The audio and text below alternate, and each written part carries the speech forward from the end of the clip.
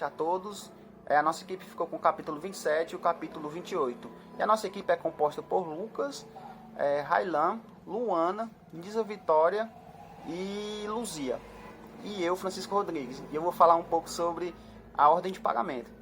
Então, para iniciar a falar sobre o que é essa ordem de pagamento, nós temos que saber exatamente o que ela é.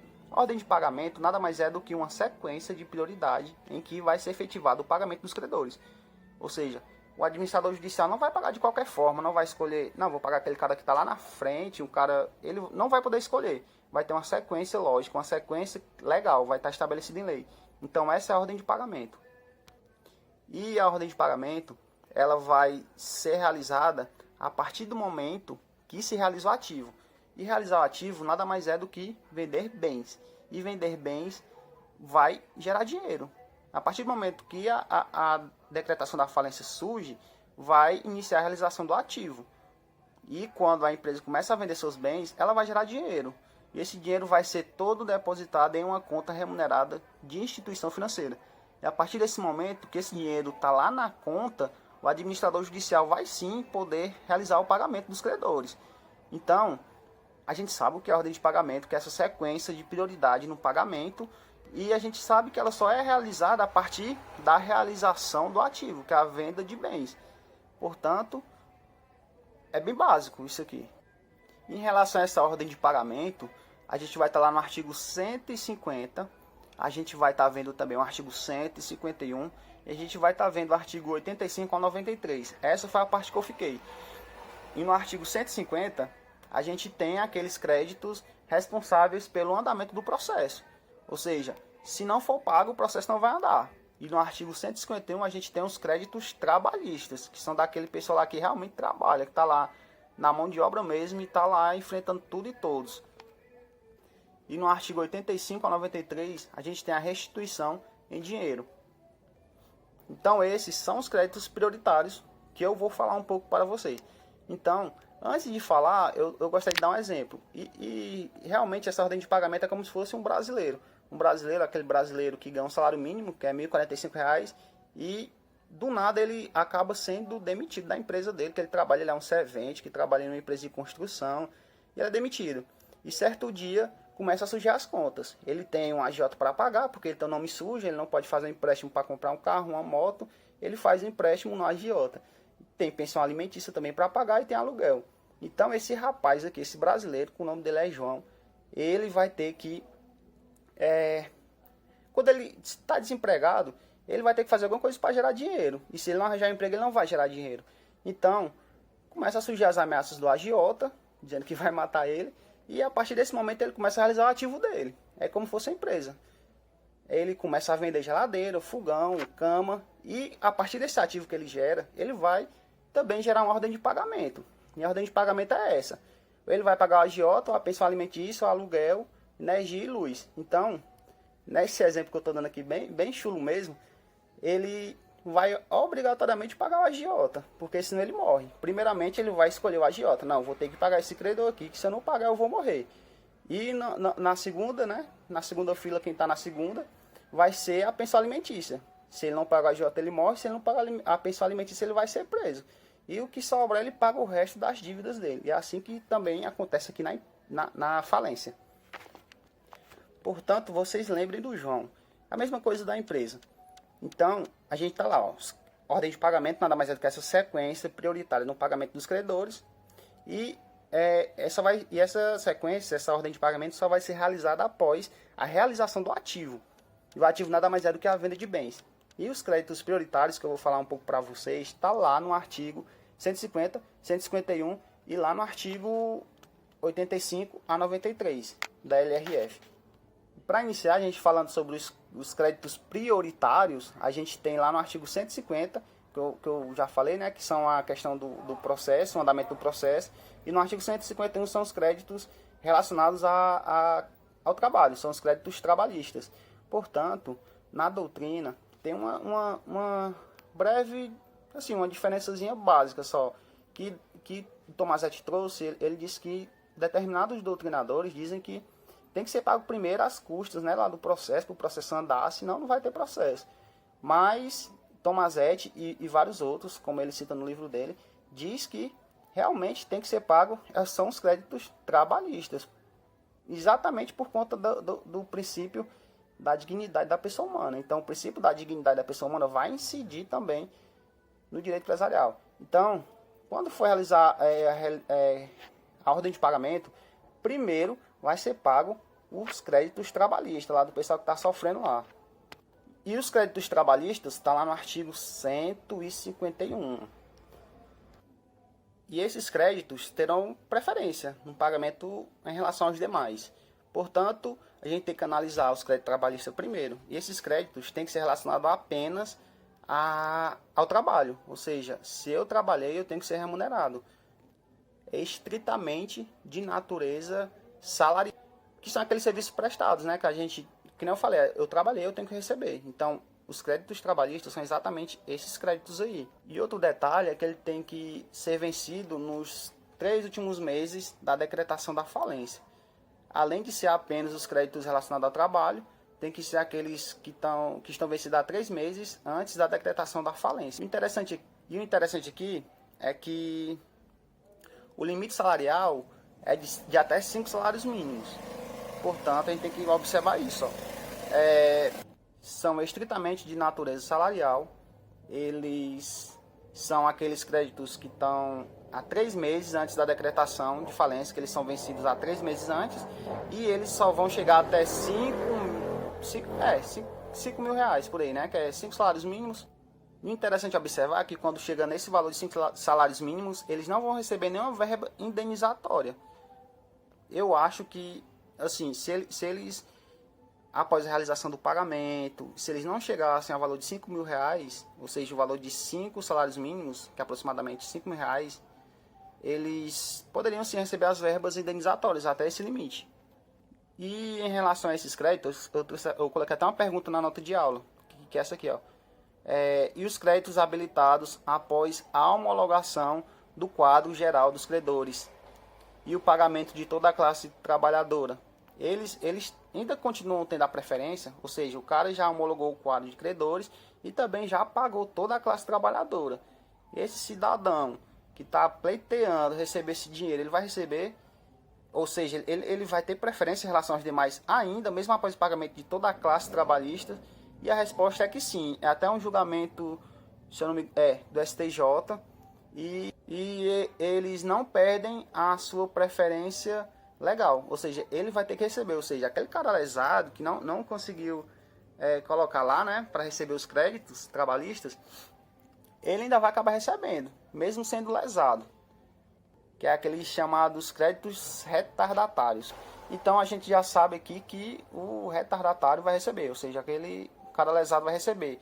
Mas e aí, será que em relação à cessão de crédito, se eu ceder meu crédito trabalhista, ele ainda vai ser mantido a preferência de pagamento? A resposta nesse caso aqui é não. E a cessação de crédito nada mais é do que eu transferir meu crédito que eu tenho para receber para outra pessoa. Eu pego aqui, eu tenho 4 mil, os 4 mil reais, eu tenho 4 mil reais para receber nessa decretação de falência, né? Fez a ordem de pagamento, eu tenho 4 mil reais para receber. Mas como eu sou apressado, eu quero receber logo, não vou esperar passar todo esse processo da falência. E quando eu for querer receber logo, eu cedo o meu crédito a outra pessoa, a um terceiro. E quando eu cedo esse crédito a um terceiro, claro que ele não vai querer receber, não vai querer pagar os 4 mil por 4 mil, ele vai querer me dar metade, por exemplo. Ele vai me dar 2 mil, eu vou aceitar e eu vou dizer que ele vai receber. Ó, tu vai receber daqui a um determinado tempo. É só esperar. Ele vai esperar para receber. E esse crédito assim, que eu cedi, eu estou cedendo a outra pessoa, esse crédito vai ainda ter preferência legal? E o STJ disse que não vai ter preferência legal nesse caso.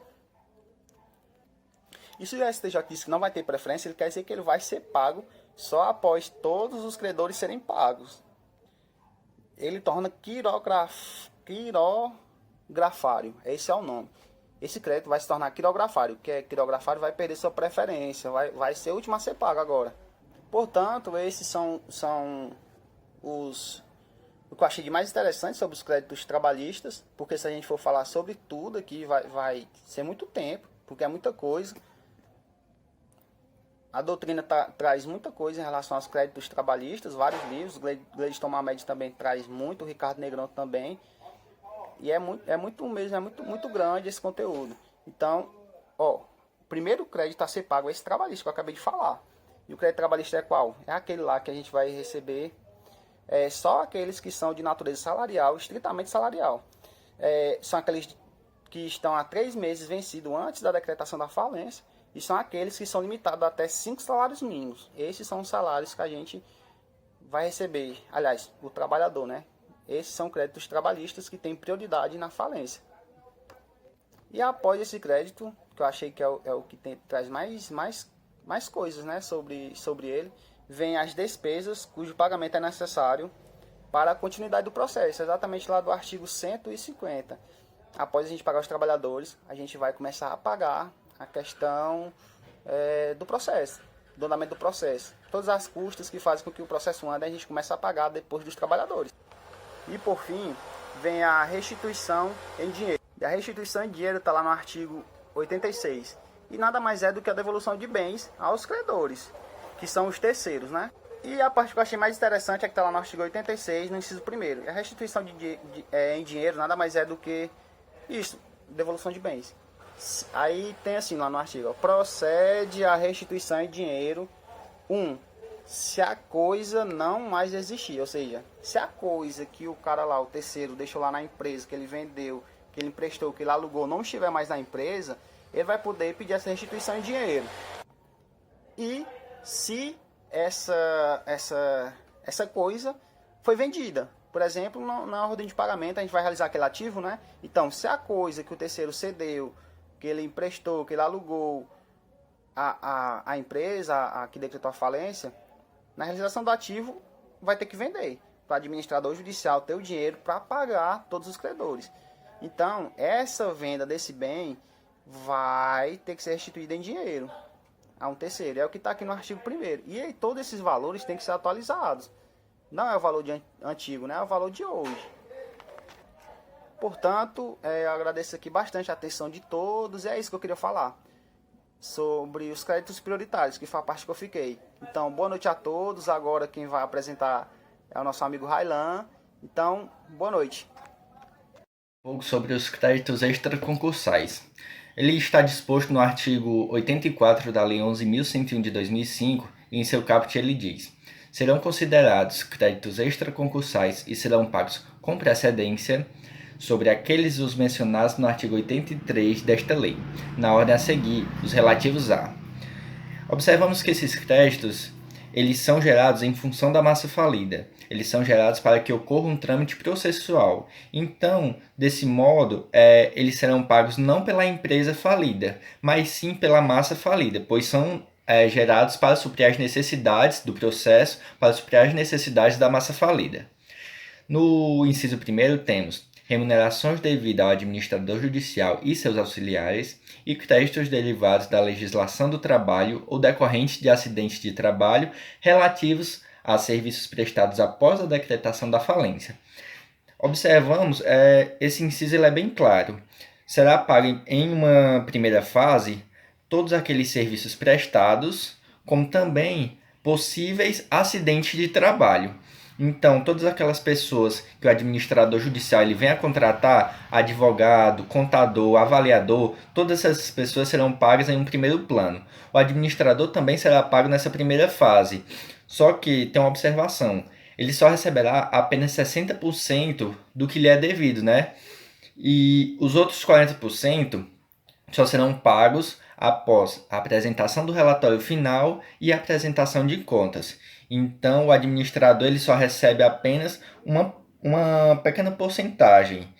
E você me diz, Railan, mas não tem dinheiro suficiente. Se não tem dinheiro suficiente, será feito ali um rateio entre todas essas pessoas que estão no primeiro inciso. Os trabalhadores contratados pelo administrador judicial e até mesmo o administrador judicial. O inciso 2, ele diz, quantias fornecidas à massa pelos credores.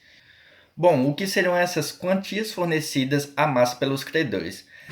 No decorrer do processo, muitas vezes, tem necessidade de algumas ações que precisam ser pagas imediatamente. Por exemplo, o frete de um transporte para transportar os bens da empresa falida. Então, por exemplo, quando necessário, um dos credores vem emprestar essa quantia para efetuar o pagamento daquele serviço que for utilizado, né, como o frete de um transporte, e posteriormente ele vai receber essa quantia. Ele vai ser quitado esse valor devido.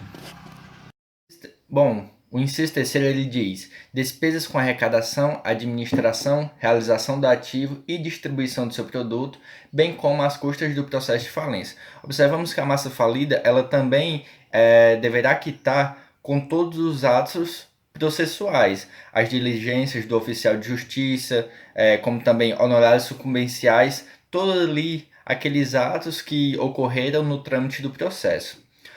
O inciso quarto ele fala: custas judiciais relativas a ações e execuções em que a massa falida tenha sido vencida. Observamos que ela deverá quitar custas processuais relativas a outros processos. Nada impede que ela venha na inicial requerer a gratuidade, a justiça gratuita, né? Sendo deferida, bem, não sendo deferida, deverá a massa falida suprir com todos esses atos do trâmite processual. E o inciso 5 ele diz: obrigações resultantes de atos jurídicos válidos praticados durante a recuperação judicial, nos termos do artigo 67 desta lei, ou após a decretação da falência, e tributos relativos a fatos gerados ocorridos após a decretação da falência, respeitada a ordem estabelecida no artigo 83 desta lei. Observamos que, no período de deferimento da recuperação judicial, a empresa ela irá manter as suas atividades. Então, todas aquelas atividades realizadas nesse período de recuperação judicial até a decretação de falência, para a empresa serão todos esses atos considerados créditos extraconcursais. Então, nesses, a empresa que irá arcar. Porém, nesse período também do deferimento da recuperação judicial até a decretação de falência, o administrador judicial ele pode praticar atos válidos, e todos esses atos válidos eles deverão ser quitados posteriormente também. Observamos que esses atos válidos praticados pelo administrador deverão ser pagos posteriormente nessa última fase, assim como disposto no inciso 5º do artigo 84. Encaixam também nessa última fase de pagamento os tributos federais, estaduais e municipais, devendo ser pagos nesta ordem. Boa noite a todos, nobres colegas. Eu vou falar um pouco sobre alguns créditos concursais, né? Os créditos concursais são os créditos decorrentes da atividade de empresário, ainda na condição de empresário, né? Eles se originam a partir do negócio jurídico celebrado antes da recuperação judicial ou da falência, né? Os créditos que eu vou falar, existe um escalonamento, uma certa preferência, né? Porque o objetivo da empresa no mercado não é que ela se endivide e não tenha como pagar seus credores, né? E também para garantir a celeridade de alguns credores, foi feito um escalonamento em alguns créditos, né? O primeiro crédito que eu vou falar, que estaria no topo, claro que a preferência dos créditos extraconcursais, foi falado anteriormente, né? Mas em relação aos créditos concursais, o primeiro que está no topo são os créditos trabalhistas, né? Eles se dividem em dois, né? Em relação a acidente de trabalho, aí esses créditos eles não têm limite, e também mesmo que o trabalhador esteja recebendo algum benefício do INSS, ali lá da Lei 8.213, né? Que é a Lei dos Benefícios, não impediria de receber os créditos daqui, né? E também tem as obrigações trabalhistas, né? Que aqui teria o limite de 150 salários mínimos, né? Se passar desse teto, entraria em outro tipo de crédito, que será falado mais na frente, né? Existe uma certa discussão em relação a esses créditos, perderia a natureza, mas acabou se estabelecendo esse limite, né? Existe também alguns equiparados que ficariam nessa categoria, né? São vários, né? O que eu elenquei aqui foi o FGTS, a pensão alimentícia e os honorários advocatícios, né? Os honorários advocatícios também tinham uma discussão se era verba alimentar ou não, mas o STJ decidiu, né, pacificou o entendimento que seria verba de natureza alimentar. Então ele entra aqui nessa questão equiparada aos créditos trabalhistas, né? Em segundo lugar, existe o credor com garantia real, que são aqueles garantidos através de hipoteca ou penhora, né? E também tem a anticrédito, que é menos usado, mas não deixa de ser citado. E aqui eles vão até o limite do valor dos bens, né? Se o crédito foi de 100 mil reais e os bens só dão até 80, vai incidir em cima dos bens que foi dado em garantia, né? Em terceiro lugar, tem os créditos tributários, que aqui também é bem tranquilo, entra realmente o conceito do Código Tributário Nacional, do artigo 3º, e aquela lista dos tributos que a gente vê basicamente, que é do artigo 4º, que é imposto, o conceito de tributo, né? Que é o que divide imposto, taxa, contribuição de melhoria e outros, né? Em quarto tem os créditos com privilégio especial, que aqui seria um pouco parecido com os créditos com garantia real, mas aqui a diferença é que eles foram instituídos por lei, né? E aqui eles dão direito à retenção, são os que estão elencados no artigo 964 do Código Civil. Existem outros também por leis esparsas, mas a que eu trouxe aqui foi a Lei Complementar 147 de 2014, que trata do microempreendedor individual, MEI, e a EPP, que é a empresa de pequeno porte, né? Aí, em quinto lugar, existem os créditos com privilégio geral, que aqui também eles não teriam uma natureza especial para estar mais acima, né, nessa lista de privilégios. E aqui eles só têm mesmo um privilégio dos créditos comuns, que vão vir depois, né, posteriormente, que vai ser falado depois. Eles estão elencados no artigo 965 do Código Civil. Só que é bom deixar claro que a lei de falências, né, daquela lista do artigo 965, ela deu um novo direcionamento aos elencados lá. Quer dizer, vai ter crédito lá que vai entrar para o primeiro, vai entrar para o segundo e assim sucessivamente. Era isso, e vem um coleguinha falar sobre o resto dos créditos concursais, né? Boa noite a todos. Agora eu irei falar sobre os créditos quirografários. Eles se encontram no 6º lugar da tabela de créditos e eles são entendidos como aqueles créditos comuns. Eles não representam qualquer garantia ou privilégio. Trata-se também de uma classificação residual. Vale lembrar que se um crédito não se enquadrar em outra categoria, ele será considerado quirográfico. Para a Lei 11.101/2005, também entra nessa categoria os créditos trabalhistas, na parte em que excede os 150 salários mínimos. Os créditos com garantia real, na parte em que excede a garantia, e os créditos trabalhistas em que estejam concedidos. As multas, elas se encontram no 7º lugar no quadro geral dos credores. Elas têm caráter punitivo como forma de não representar o pagamento de uma obrigação assumida pelo falido ou aquela obrigação que está imposta pela lei, mas como forma de uma sanção pelo descumprimento da obrigação. Inclui-se juntamente às multas o valor da obrigação, como forma de punir os credores pelo não cumprimento da obrigação. Destaco também que no regime anterior as multas elas não eram exigíveis e atualmente elas são exigíveis, mas sempre deixando bem claro que elas estão colocadas no 7º lugar no quadro geral dos credores. Nessa categoria também entram as multas contratuais, isto é, aquelas multas que são decorrentes do descumprimento de uma obrigação contratual. Também se insere nessa categoria as penalidades pecuniárias por uma infração das leis penais ou administrativa, inclusive as multas tributárias, que têm as penas decorrentes de uma condenação criminal, de infração de trânsito e decorrentes do exercício do poder da polícia pelo Estado. E também as tributárias, elas serão classificadas nessa posição também geral do quadro de credores. Especificamente, as multas tributárias, ela haverá uma separação em relação ao crédito principal, que é aquele crédito que será enquadrado como crédito tributário. E elas estão esclarecendo como uma revogação das súmulas 192 e 565 do STF, que afirmam que as multas tributárias não seriam exigíveis.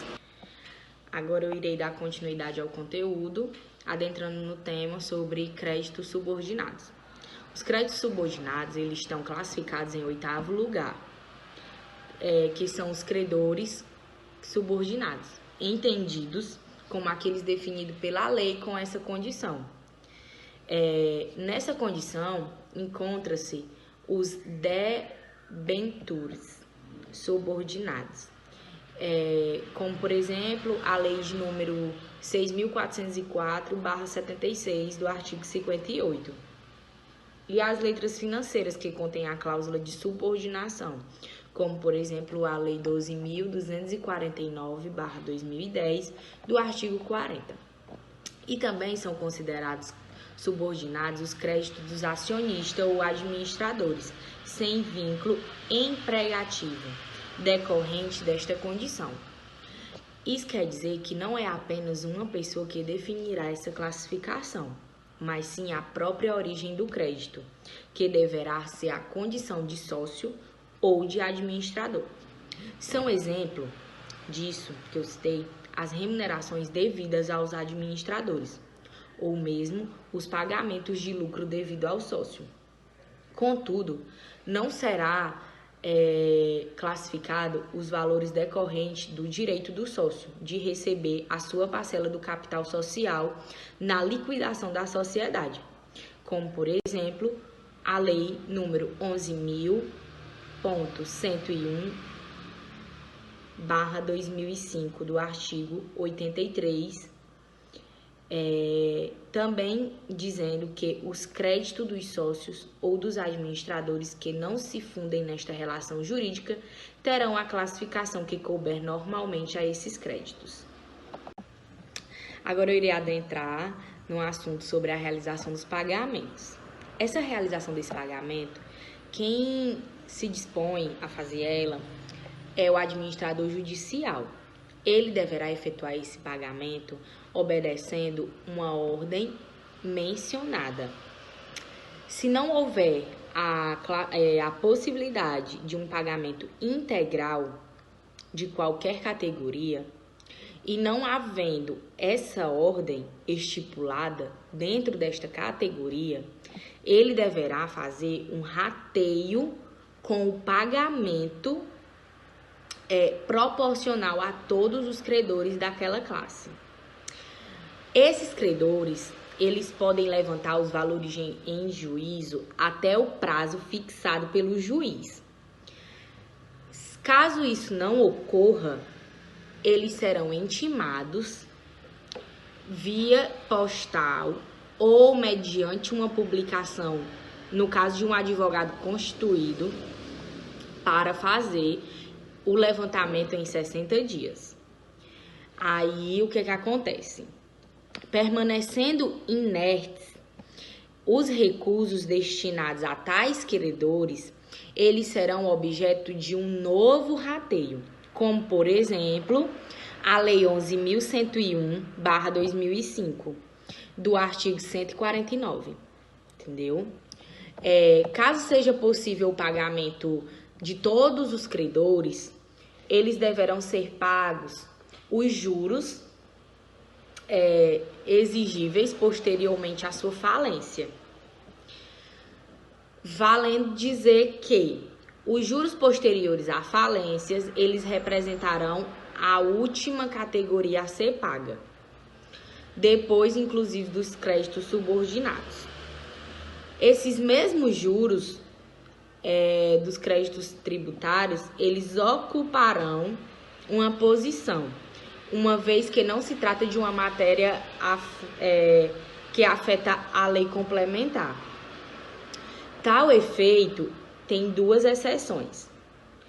A primeira são os juros debutantes e as demais obrigações com garantia real, mas eles só respondem por esses juros o produto da venda dos bens dados em garantia. O segundo é o excesso não coberto pelo produto das garantias, que será classificado como um crédito quirografário. Mas, ao nosso ver, o excesso entra na categoria geral dos juros. Agora eu irei falar sobre a reserva de valores. Todos esses créditos que foram mencionados, eles só poderão ser realizados quando o crédito houver sido definitivamente incluído no quadro geral dos valores, dos credores, perdão. Para proteger os credores que ainda não ingressam no quadro, é possível que seja feita uma reserva de valores para um futuro pagamento. Quando a reserva de importância, os valores a ela relativo, ficará depositado até o julgamento definitivo do crédito. E no caso de não ser este finalmente reconhecido, todo ou a sua parte, os recursos depositados serão objeto de rateio suplementar entre os credores remanescentes. Essa reserva, ela pode ser determinada pelo juiz trabalhista ou pelo juiz que estiver apreciando a ação que demanda a quantia ilíquida. No caso das habilitações retardárias, também poderão ser feitas reservas, nesse caso pelo próprio juiz da falência. Do mesmo modo, nos casos de impugnação de crédito, o próprio juízo falimentar que poderá determinar a reserva dos valores. Por derradeiro, existe uma reserva de até 40% da remuneração do administrador judicial, a qual já é determinada pela própria legislação falimentar. Sendo esta negada a reserva, o judiciado ele poderá interpor um agravo de instrumento, visando a reforma da decisão judicial. Agora nós iremos tratar sobre o fim do processo falimentar. Como se dá o início do procedimento do encerramento do processo de falência, né? Bom, para iniciar é necessário que haja primeiro a realização de todo o ativo do falido e a distribuição do produto entre os credores, do que foi apurado, né? Inicia, primeiramente, o fim do processo falimentar se inicia com a prestação de contas. O administrador judicial, ele deverá detalhar toda a movimentação dos recursos que ele fez. Se ele geriu recursos alheios, ele deverá detalhar o que aconteceu com esses recursos, descrevendo as receitas obtidas e todos os pagamentos realizados durante o processo. Na falência, essa especificação ocorre com o detalhamento de tudo o que ocorreu durante o processo, né? Desde a apuração do ativo até o pagamento do passivo. E o administrador judicial, ele deve apresentar ao juiz todas as informações que ocorreram até o 10º dia do mês seguinte ao vencido. Após realizada a prestação de contas, o juiz ele ordena que se publique um aviso informando que as contas foram entregues e se encontram à disposição dos interessados, que poderão impugná-las até 10 dias. Os interessados que têm legitimidade, detêm de legitimidade para impugnar, são os interessados no feito, como o falido, seus sócios, os credores ou o comitê de credores. Apresentada a impugnação, a lei permite que seja realizado algumas diligências, como, por exemplo, a perícias contábeis ou até mesmo o depoimento do administrador judicial, né? Que ele possa prestar esclarecimentos sobre o fato que embasaram essa eventual impugnação. Após o último pagamento, a lei determina um prazo de 30 dias para que o administrador judicial ele apresente a prestação de contas e, caso haja desobediência desse prazo, ele é obrigado a prestar contas dentro de 5 dias após a intimação. Se se configura crime por desobediência. E se o administrador judicial não prestar as contas, mesmo após esse prazo de 5 dias após a intimação, o juiz o destituirá e nomeará um administrador judicial substituto, que esse passará a organizar as contas e elaborar relatórios. Mas mesmo assim, o administrador judicial que foi destituído, ele terá que prestar conta apenas para a apuração da sua responsabilidade. É importante mencionar também o artigo 154, parágrafo 3º, né, da Lei de Falências, que fala que, decorrido o prazo das impugnações e realizadas eventuais diligências para a apuração dos fatos relacionados à impugnação, o juiz ele determinará um prazo de 5 dias para que o Ministério Público ele dê um parecer se vai aprovar ou rejeitar a prestação das contas, né? E se não houver parecer contrário e nem impugnação, se não haver parecer contrário do Ministério Público e nem impugnação, as contas deverão ser julgadas imediatamente, por sentença imediata. Agora, havendo impugnação e parecer contrário do Ministério Público, a lei determina que o administrador judicial seja ouvido no prazo fixado pelo juiz. Adiante, agora no parágrafo 5º, ainda do artigo 154 da Lei de Falências, se o juiz verificar problema nas prestações de contas, ele pode rejeitá-las através de sentença, na qual essa sentença será cabível recurso de apelação. E nessa sentença de rejeição, o juiz ele determinará as responsabilidades do administrador judicial. Mas para que seja responsabilizado o administrador judicial, é necessário que seja comprovado o dolo ou a culpa dele, né? Sendo essa sentença título executivo para a indenização da massa falida. Para garantir que esse administrador judicial seja responsabilizado, né, o juiz ele pode determinar os sequestros e a indisponibilidade dos bens do administrador judicial. Mas se não houver nenhuma irregularidade na prestação de contas do administrador judicial, o juiz também poderá aprovar a prestação de contas através de sentença. O próximo procedimento para o fim do processo falimentar, após a prestação de contas, é o relatório final. Então, após julgado as contas do administrador judicial, né, ele terá que apresentar um relatório final da falência no prazo de 10 dias. E esse relatório final vai indicar o valor do ativo e do produto de sua realização, o valor do passivo e dos pagamentos feitos aos credores e especificar justificadamente as responsabilidades com as quais continuará o falido. Os dias que ele deverá apresentar o relatório final é contado a partir do trânsito em julgado da sentença de aprovação das contas, né? A apresentação desse relatório deverá ser liberada ao administrador o valor de 40% que ficou reservado da sua remuneração. Na fase do relatório final, vem a sentença do encerramento. A sentença é o ato que dá encerramento ao processo, ela é essencial para a conclusão do fim do processo de falência. Com base no relatório final, o juiz encerra o processo falimentar através da sentença. Essa sentença deve ser publicada por edital na imprensa oficial ou, se a massa falida comportar, né, em jornal de grande circulação. É cabível recurso de apelação com efeito suspensivo. Ela tem carga altamente declaratória, mas ela tem um conteúdo constitutivo negativo, né? Esse caráter constitutivo da sentença é em razão de ela desconstituir o status de falido, né? Como também encerrar alguns efeitos sobre a decretação de falência. O julgado dessa sentença, ela vai fazer com que desapareça a condição de falido, como também desapareça restrições impostas ao falido, como, por exemplo, a necessidade de comunicar ao juiz eventuais deslocamentos, como também o prazo prescricional.